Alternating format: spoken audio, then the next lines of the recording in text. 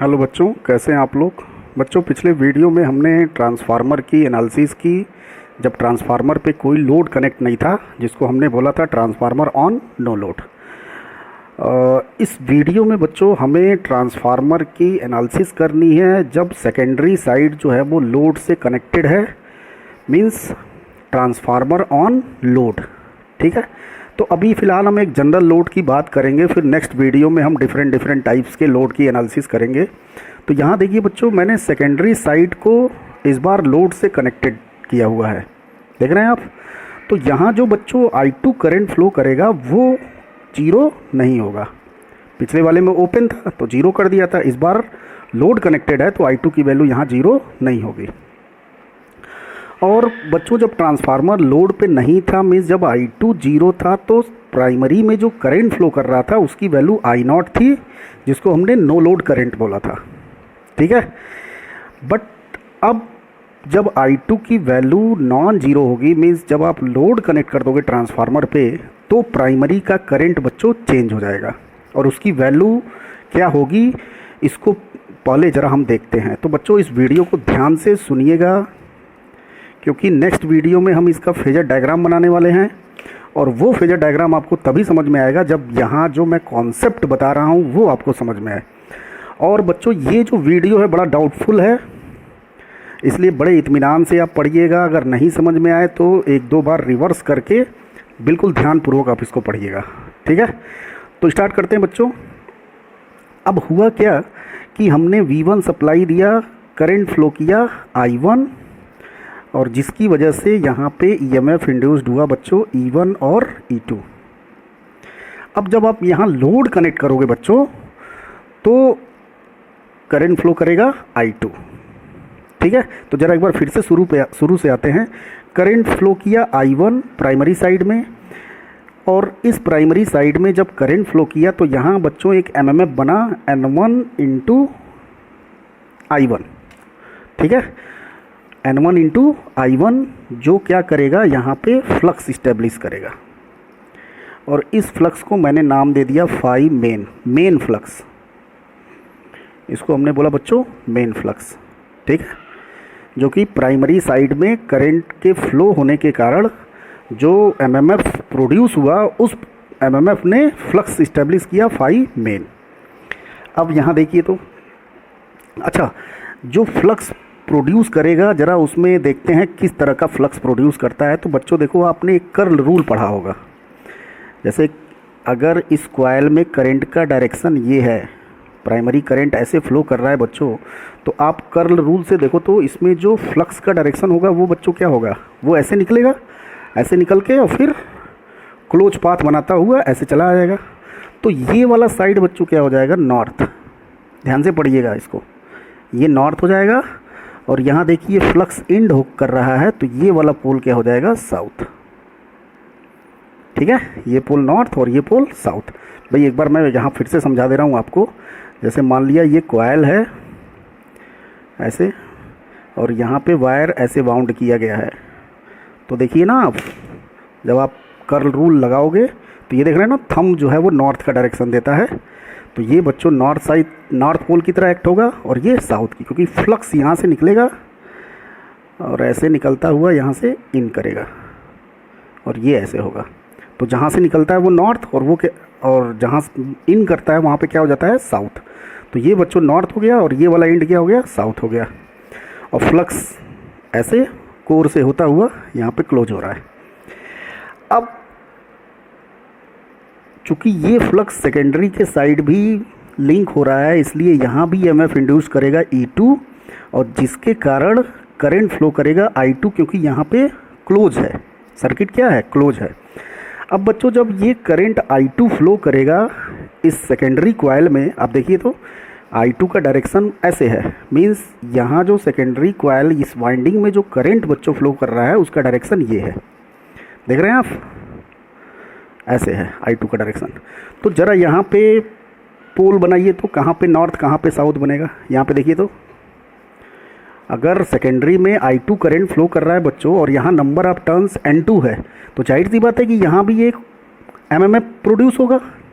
भाई MMF क्या होता था, आपको याद है, MMF equal to N into आई।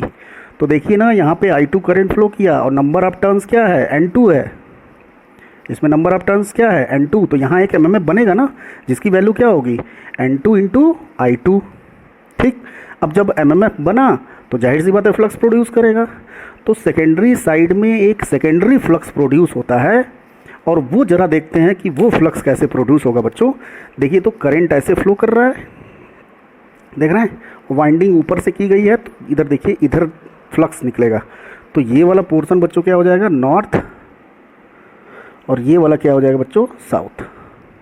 ठीक है, मीन्स ये जो फ्लक्स है बच्चों वो कोर में ऐसे होता हुआ जाएगा, ऐसे। तो देख रहे हैं, ये जो सेकेंडरी फ्लक्स प्रोड्यूस हुआ बच्चों, वो मेन फ्लक्स को क्या किया, अपोज किया। बात समझ रहे हैं, जो सेकेंडरी फ्लक्स प्रोड्यूस हुआ, सपोज इसको मैं φ2 नाम देता हूँ सेकेंडरी फ्लक्स को, ये जो फ्लक्स φ2 प्रोड्यूस हुआ वो मेन फ्लक्स को क्या करेगा, रिड्यूस करेगा। क्योंकि हमने देखा है कि भाई इधर नॉर्थ साउथ बन रहा है, तो इसमें भी इधर नॉर्थ साउथ बन रहा है। तो इसका फ्लक्स जब इसमें लिंक करेगा और इसका फ्लक्स जब इसके साथ आएगा, तो दोनों फ्लक्स एक दूसरे को क्या कर रहा है बच्चों, अपोज कर रहा है। तो जाहिर सी बात है मेन फ्लक्स रिड्यूस होगा। और ऐसा क्यों हुआ, φ2 के प्रोड्यूस होने के कारण। और φ2 क्यों प्रोड्यूस हुआ, MMF के कारण। और MMF क्यों प्रोड्यूस हुआ बच्चों, I2 के फ्लो होने के कारण। ये बात हम लोगों ने नो लोड पे नहीं की थी, क्योंकि I2 जीरो था, तो यहाँ MMF जीरो था, कोई सेकेंडरी फ्लक्स नहीं बन रहा था। बट यहाँ पे एक सेकेंडरी फ्लक्स सेटअप किया, जिसने मेन फ्लक्स को बच्चों रिड्यूस कर दिया। बात समझ रहे हैं। तो बच्चों φ2 ने क्या किया, रिड्यूसेस फाई मेन फ्लक्स को इसने रिड्यूस कर दिया। अब इस मेन फ्लक्स की वैल्यू क्या हो गई, नाउ जो मेन फ्लक्स है बच्चों, मेन फ्लक्स बिकम्स, देखिए जो कुछ मैं लिख रहा हूँ वो तो आप अपने नोटबुक में लिखेंगे, बाकी आप अपने से खुद से नोट्स बनाएंगे। और ये टॉपिक मैंने नोट्स में नहीं लिखा हुआ है, ठीक है, इसलिए आप बड़े इत्मीनान से पढ़ेंगे और खुद ही नोट्स बनाएंगे, मैं कुछ लिखवाने वाला नहीं हूँ यहाँ पे। तो बच्चों हुआ क्या, φ2 जो सेकेंडरी फ्लक्स प्रोड्यूस हुआ, उसने मेन फ्लक्स को क्या किया, अपोज किया। ठीक है, तो जाहिर सी बात है मेन फ्लक्स की वैल्यू क्या हो जाएगी, अब फाई मेन माइनस φ2। ठीक है, अब भाई ट्रांसफार्मर का जो मेन फ्लक्स था वही घट गया, वही रिड्यूस हो गया बच्चों। ठीक, अब ट्रांसफार्मर को प्रॉपर तरीके से वर्क करना है, ट्रांसफार्मर की वर्किंग प्रॉपर तरीके से हो, इसमें कुछ गड़बड़ी ना हो, इसलिए ट्रांसफार्मर की एबिलिटी होती है बच्चों की अपने मेन फ्लक्स को क्या करे, मेंटेन करे। ठीक है, और जबकि उसका मेन फ्लक्स क्या हुआ है, घट गया है। भाई इस φ2 ने मेन फ्लक्स को घटा दिया है, और ट्रांसफार्मर क्या चाहेगा कि हमारा जो मेन फ्लक्स है वो मेंटेन रहे। अब इसकी भरपाई हम कैसे करेंगे, ये जो फ्लक्स रिड्यूस हुआ है φ2, इसकी भरपाई कैसे करेंगे। तो ट्रांसफार्मर करता क्या है कि मेन फ्लक्स रिड्यूस हुआ, φ2 रिड्यूस हुआ, इसकी भरपाई करने के लिए ट्रांसफार्मर कहेगा कि भाई प्राइमरी वाइंडिंग मुझे और MMF चाहिए, मुझे और फ्लक्स चाहिए, और फ्लक्स चाहिए के लिए मुझे और MMF चाहिए। इसका मतलब यहाँ पे एक एक्स्ट्रा MMF चाहिए जो कि φ2 फ्लक्स प्रोड्यूस करेगा, तभी तो इसको कंपनसेट करेगा। बात समझ रहे हैं कि नहीं, फिर से एक बार मैं बता रहा हूँ कि ट्रांसफार्मर अपने फ्लक्स को मेंटेन करने के लिए, मेन फ्लक्स को मेंटेन करने के लिए, वो प्राइमरी साइड से जो कमी हुई है उसके मेन फ्लक्स में वो मांगेगा, वो कहेगा कि भाई मुझे भरपाई करनी है इसकी। अब उस भरपाई के लिए हमें क्या चाहिए, भाई फ्लक्स कैसे प्रोड्यूस होता है, MMF से। तो जाहिर सी बात है कि यहाँ पे एक और एक्स्ट्रा MMF चाहिए N1 I1 के अलावा। बात समझ रहे हैं ना। तो अब क्या करेगा ट्रांसफार्मर, वो इस सप्लाई से एक एक्स्ट्रा करंट मांगेगा। ठीक है, इस प्राइमरी साइड से एक्स्ट्रा करंट मांगेगा, और वो एक्स्ट्रा करंट सपोज हमने मान लिया I1 डैश। बात समझ रहे हैं, जो एक्स्ट्रा करंट प्राइमरी में, प्राइमरी की जो रिक्वायरमेंट है ताकि ये फ्लक्स की भरपाई हो पाए, वो हमने मान लिया I1 डैश। अब जब I1 डैश आएगा तो एक नया MMF सेटअप करेगा, जिसकी वैल्यू क्या होगी बच्चों, N1 इंटू I1 डैश। बात समझ रहे हैं। और ये MMF इतना होगा ताकि ये जो फ्लक्स रिड्यूस हुआ है मेन फ्लक्स, उसको कंपनसेट कर दे। बात समझ रहे हैं? तो कितना रिड्यूस हुआ है, φ2, और φ2 जो आया है वो इस MMF के कारण आया है, N2 इंटू I2 के कारण आया है। तो भाई इतना MMF चाहिए ना, भाई ये जो φ2 है वो N2 इंटू I2 के कारण आया है, तो इस फ्लक्स को कंपनसेट करने के लिए कम से कम इतना MMF चाहिए। तो ये जो करंट लेगा प्राइमरी वाइंडिंग जो है, प्राइमरी अपने सप्लाई से करंट इतना लेगा ताकि जो एक्स्ट्रा MMF आ रहा है उसकी वैल्यू बच्चों N2 इंटू I2 के इक्वल हो जाए, ताकि वो φ2 की भरपाई कर दे। बात समझ रहे हैं ना? और उसके लिए वो प्राइमरी से एक्स्ट्रा करंट एक्स्ट्रा करंट क्या करेगा, मांगेगा प्राइमरी साइड से। बात समझ रहे हैं ना? तो ये जो एक्स्ट्रा करंट की आवश्यकता पड़ रही है so that flux will be maintain, that current is known as बच्चों counter balancing current. Counter balancing current, इस I1 डैश को क्या बोलते हैं हम, काउंटर बैलेंसिंग करंट। और इस I1 डैश ने एक नया एक नया MMF प्रोड्यूस किया जिसने इस φ2 की भरपाई की, और ये φ2 N2 I2 के कारण आ रहा था। That's why N1 I1 dash is equal to N2 into I2। बात समझ रहे हैं? ये I1 डैश और I2 में रिलेशन होगा, और ये क्यों होगा ये मैंने आपको एक्सप्लेन कर दिया बच्चों। बात समझ रहे हैं? एक बार मैं फिर से बता रहा हूँ कि हमने सेकेंडरी में लोड कनेक्ट किया जिसके वजह से सेकेंडरी साइड में एक I2 करंट फ्लो किया, और इस I2 करंट ने यहाँ एक MMF बनाया। उस MMF ने एक सेकेंडरी फ्लक्स प्रोड्यूस किया, और वो फ्लक्स मेन फ्लक्स को क्या कर रहा है बच्चों, अपोज कर रहा है। तो जो सेकेंडरी फ्लक्स φ2 प्रोड्यूस हुआ वो मेन फ्लक्स को रिड्यूस कर दिया, और उसकी वैल्यू कर दिया φ मेन माइनस φ2। अब ट्रांसफार्मर क्या चाहेगा, प्रॉपर वर्किंग के लिए अपने फ्लक्स को मेंटेन करना चाहेगा। तो भाई इस फ्लक्स की भरपाई कौन करेगा? तो जाहिर सी बात है इस फ्लक्स की भरपाई करने के लिए यहाँ से ये एक्स्ट्रा MMF मांगेगा, क्योंकि यहाँ का ही MMF इस फ्लक्स को बढ़ाएगा, और उसके लिए इसको चाहिए करंट। तो वो क्या करता है, सप्लाई से एक्स्ट्रा करंट सक करता है, खींचता है, जिसको हम बोलते हैं काउंटर बैलेंसिंग करंट, और उसको हम I1 डैश से डिनोट करते हैं। बात समझ में आई? और ये I1 डैश MMF सेटअप किया N1 I1 डैश, और ये इतना MMF होगा ताकि इस φ2 को कंपनसेट करे, और φ2 जो है N2 I2 के कारण आया, इसलिए N1 I1 डैश और N2 I2 की वैल्यू क्या होगी बच्चों, इक्वल होगी। बात समझ गए? तो अगर इसको हम और थोड़ा अच्छे तरीके से लिखें, मीन्स अगर हम फेजर के फॉर्म में लिखें तो ठीक है भाई, N1 I1 dash is equal to बच्चों क्या होगा, माइनस N2 I2। अब सोचिए क्यों, आप खुद सोचिए, ये जो I1 डैश था बच्चों वो किसके कारण आया, I2 के कारण। भाई जब हमने नो लोड पे पढ़ा तो I2 0 था, तो मैंने I1 डैश का नाम लिया था क्या, काउंटर बैलेंसिंग करंट का नाम लिया था, नहीं लिया था नाम। बट यहाँ I2 के कारण एक एक्स्ट्रा करंट I1 डैश आया। इसका मतलब इस I1 डैश को इंड्यूस्ड करने वाला जो कॉज है बच्चों वो I2 है। तो ये जो I1 डैश है वो इस वे में, इस मैनर में फ्लो करेगा ताकि ये I2 का क्या करे, अपोज करे। मीन्स I1 डैश और I2 डैश एक दूसरे के क्या होगा बच्चों, अपोजिट होगा, इसलिए मैंने यहाँ पे माइनस लगाया है। बात समझ में आई? तो यहाँ से बच्चों I1 डैश की वैल्यू क्या हो जाएगी, minus N2 by N1 into I2, और याद कीजिए मैंने N2 बाई N1 को K लिया था, तो I1 dash equal to minus K I2। बात समझ रहे हैं?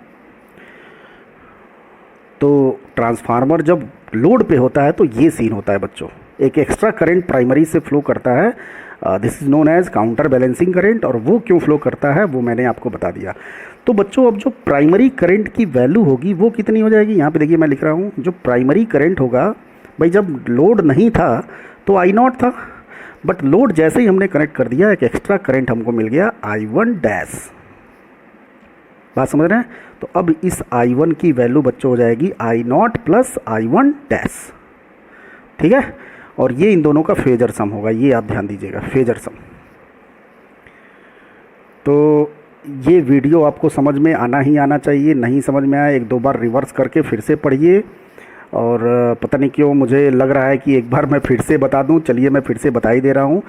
हमने सप्लाई दिया V1, करंट फ्लो किया I1 ने फ्लक्स इस्टेब्लिश किया फाई मेन जो वेरिंग नेचर का है, जिसके कारण E1 E2 EMF इंड्यूस्ड हुआ बच्चों।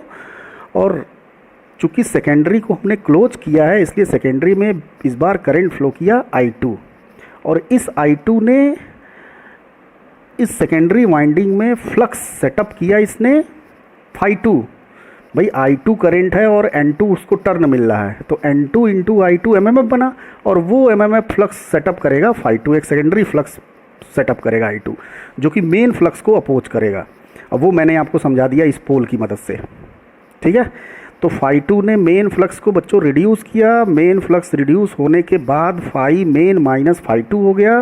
ट्रांसफार्मर की एबिलिटी होगी कि फ्लक्स को मेंटेन करना, तो उस घटे हुए फ्लक्स की भरपाई करने के लिए ट्रांसफार्मर को और फ्लक्स चाहिए, कितना चाहिए, फाई 2 चाहिए, उसके लिए उसको MMF बनाना पड़ेगा। और MMF बनाने के लिए नंबर ऑफ टर्न्स तो N1 है ही है, लेकिन इसमें एक्स्ट्रा करंट एक चाहिए ताकि ये फाई 2 की भरपाई हो जाए, ये जो फाई 2 नामक बवाल आया है ये कंपनसेट हो जाए।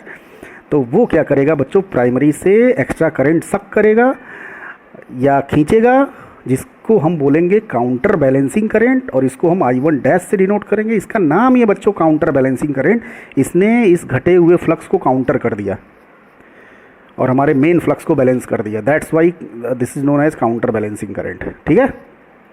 तो ये कितना फ्लक्स ये कितना MMF प्रोड्यूस करेगा, जितना MMF उसको घटाया था। किसने घटाया था, N2 इंटू I2 ने। तो जाहिर सी बात है N1 I1 डैश जो यहाँ MMF बना वो N2 इंटू I2 के इक्वल होगा, और I1 डैश बच्चों I2 के अपोजिट में होगा, क्योंकि I1 डैश रिजल्ट है और इस रिजल्ट का कॉज बच्चों I2 है, इसलिए यहाँ हमने माइनस लगा दिया। ये बड़ा इम्पोर्टेंट रिलेशन है और बड़ा इम्पोर्टेंट I1 डैश और I2 में रिलेशन है बच्चों। अब जो I1 की वैल्यू आई बच्चों, पहले I1 जो है प्राइमरी वाइंडिंग में जो करंट था वो नो लोड करंट था I0, बट इस बार लोड लगाने के कारण एक एक्स्ट्रा करंट मिला जो कि काउंटर बैलेंसिंग करंट है, वो उसमें ऐड हो जाएगा। तो I1 की वैल्यू बच्चों क्या हो जाएगी, I0 प्लस I1 डैश, ठीक है। तो ये जितने भी मैंने करंट के रिलेशन लिखे हैं, भाई वोल्टेज का रिलेशन तो लिखना आपके लिए बहुत आसान है, KVL लगा दीजिए काम बन जाएगा, लेकिन करंट यहाँ देख रहे हैं कि एक्स्ट्रा करंट आपके सामने आ गया। तो इसके बाद वाले वीडियो में बच्चों हम फेजर डायग्राम प्लॉट करेंगे, और फेजर डायग्राम के लिए आपको करंट का रिलेशन और वोल्टेज का रिलेशन आना ही आना चाहिए, उसके मैथमेटिकल एक्सप्रेशन आने ही चाहिए। आधा तो मैंने लिख दिया, आधा के मैंने 80% रिलेशन लिख दिया। अब नेक्स्ट वीडियो में हम फेजर डायग्राम प्लॉट करेंगे, सिर्फ हमें वोल्टेज का रिलेशन लिखना है, फिर हम फेजर डायग्राम प्लॉट करेंगे। तो आई होप दैट बच्चों ये वीडियो आपको समझ में आया होगा, और ये आना ही आना चाहिए आपको। बहुत बहुत धन्यवाद आपका, थैंक यू वेरी मच।